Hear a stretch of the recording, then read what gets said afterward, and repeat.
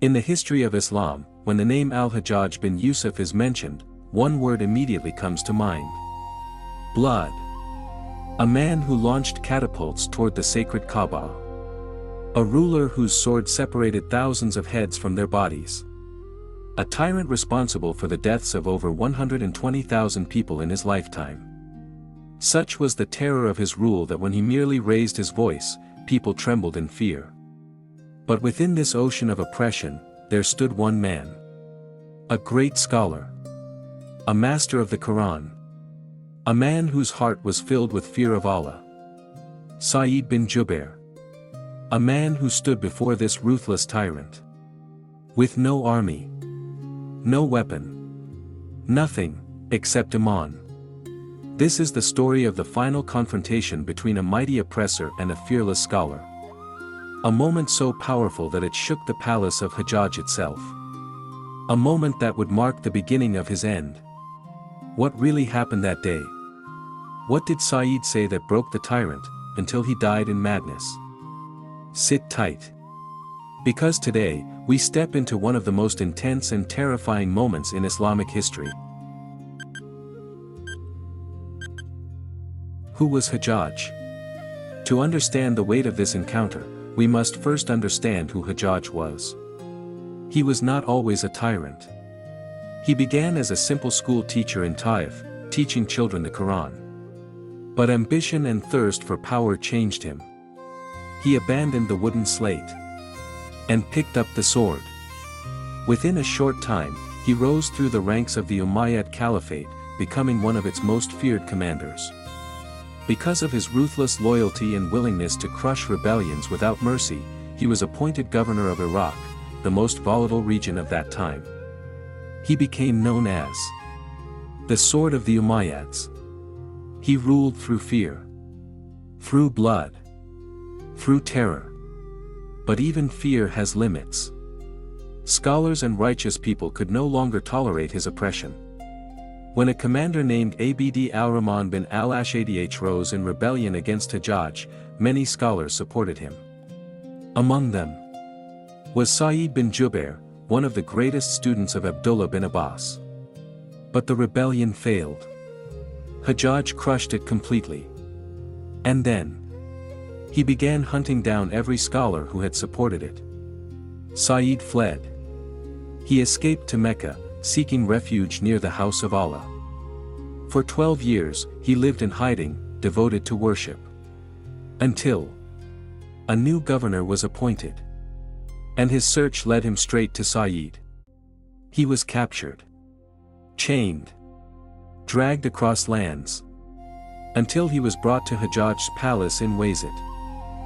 The day Sa'id ibn Jubayr was brought into the palace, a heavy silence filled the air.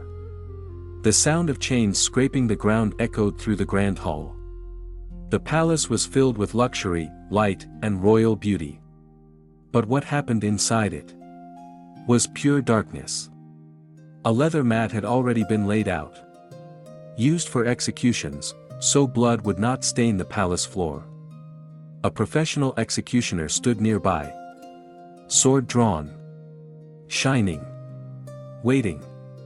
On his throne sat Hajjaj, his eyes red like burning coal. He looked at Sa'id with arrogance and contempt.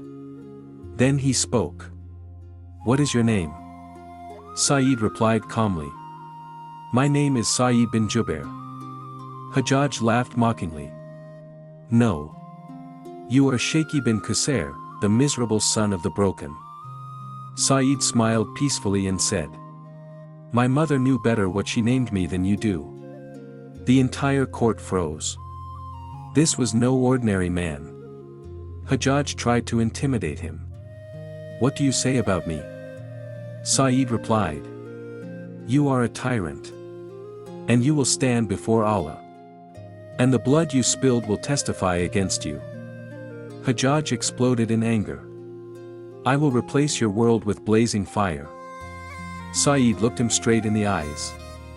"If I knew you controlled hell or paradise, would worship you instead of Allah. But Allah alone owns both." At that moment, Hajjaj realized This man could not be broken. So he said, "Choose how you want me to kill you." Sa'id replied, "You choose for yourself. Because however you kill me today, Allah will deal with you the same way on the day of judgment." Hajjaj screamed, "Execute him." In that intense moment, Sa'id ibn Jubayr smiled. Hajjaj was shocked. "Why are you smiling when death is before you?" He replied, "I am amazed at how quickly you rush toward Allah, and how patient Allah is with you." That statement destroyed Hajjaj internally. He immediately ordered the execution. As the sword was placed near his neck, Sa'id turned toward the Qibla and began reciting the Quran. Hajjaj shouted, "Turn him away from the Qibla." They forced him to turn. Sa'id recited, "Wherever you turn, there is the face of Allah." Quran 2:115. Hajjaj screamed again, "Lay him face down." They threw him onto the mat. He recited, "From it we created you, and to it we shall return you." Quran 20:55. Hajjaj shouted, "Finish it." Just before the sword fell, Sa'id raised his voice and made one final supplication. "O Allah, do not give him power over anyone after me." The sword struck. Blood flowed. And Sa'id ibn Jubayr became a martyr. But what Hajjaj did not know was that the supplication had already begun its work. That very night, Hajjaj returned home thinking it was over. But it had only begun. He tried to sleep. But every time he closed his eyes, he woke up screaming, "What have I done to Sa'id ibn Jubayr?" For 15 days only, he lived after that. In those days, he lost his sanity. Every night, he saw Sa'id in his dreams, grabbing his throat, saying, "O enemy of Allah! Why did you kill me?" His body began to decay. His stomach swelled.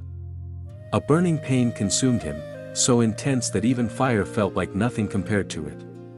Worms began to come out of his body. Doctors said, "This is not a physical illness, this is divine punishment."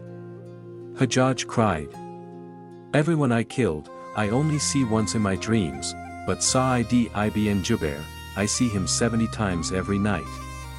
And so, he died. In humiliation. In fear. In torment. And astonishingly, he never killed another soul after Sa'id, just as the supplication had decreed.